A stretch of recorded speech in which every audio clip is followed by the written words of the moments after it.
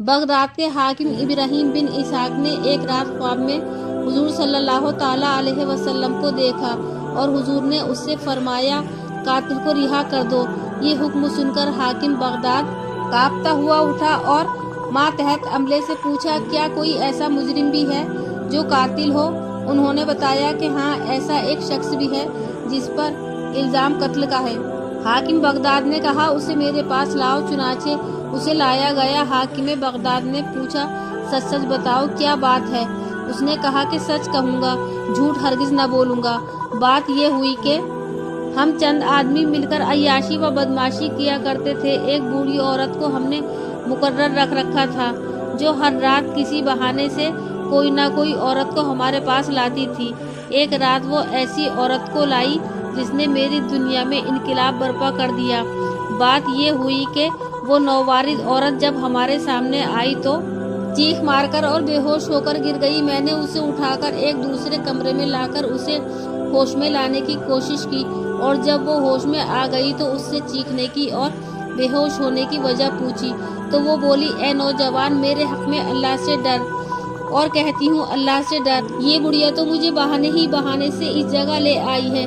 देख, मैं एक शरीफ औरत हूँ और सैयदजादी हूँ। मेरे नाना रसूलुल्लाह सल्लल्लाहु ताला अलैहि वसल्लम और मेरी माँ फातिमा तो ज़ोहरा हैं। खबरदार इस मिंबर का लिहाज रखना और मेरी तरफ बदनिगाही से न देखना। मैंने जब उस पाक औरत से जो सैयदजादी थी ये बात सुनी तो लरज़ गया और अपने दोस्तों के पास आकर उन्हें हकीकत हाल से आगाह किया और कहा कि अगर अकबत की खैर चाहते हो तो इस मुकर्रमा व मुअज़्ज़मा खातून की बेअदबी न होने पाए। मेरे दोस्तों ने मेरे इस बात से ये समझा कि शायद मैं उनको हटाकर खुद तन्हाई इर्तिकाबे गुनाह करना चाहता हूँ और उनसे धोखा कर रहा हूँ। इस ख्याल से मुझसे लड़ने पर आमादा हो गए। मैंने कहा मैं तुम लोगों को किसी भी सूरत इस अम्र शीना की इजाज़त न दूंगा। लड़ूंगा, मारूंगा, मर जाऊंगा, मगर इस सैयदजादी की तरफ बदनिगाही मंजूर ना करूंगा। चुनाचे वो मुझ पर झपट पड़े और मुझे उनके हमले से एक जख्म भी हो गया और इसी आसना में एक शख्स जो उस सैयदजादी के कमरे की तरफ जाना चाहता था मेरे रोकने पर मुझ पर हमलावर हुआ तो मैंने उस पर छुरी से हमला कर दिया और उसे मार डाला। फिर उस सैयदजादी को अपनी उनके हमले से एक जख्म भी हो गया और इसी आसना में एक शख्स जो इस सैयदजादी की कमरे की तरफ जाना चाहता था मैंने रोका तो मुझ पर हमलावर हुआ तो मैंने उस पर छुरी से हमला कर दिया और उसे मार डाला। फिर उस सैयदजादी को अपनी हिफाजत में लेकर बाहर निकला तो शोर मच गया।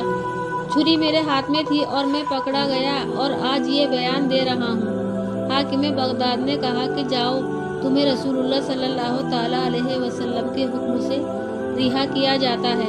हमारे हुजूर सल्लल्लाहु ताला अलैहि वसल्लम अपनी उम्मत के हर नेक व बद आदमी और हर नेक व बद अमाल को जानते और देखते हैं और ये भी मालूम हुआ है कि हुजूर की निस्बत के लिहाज व अदब से आदमी का अंजाम अच्छा हो जाता है।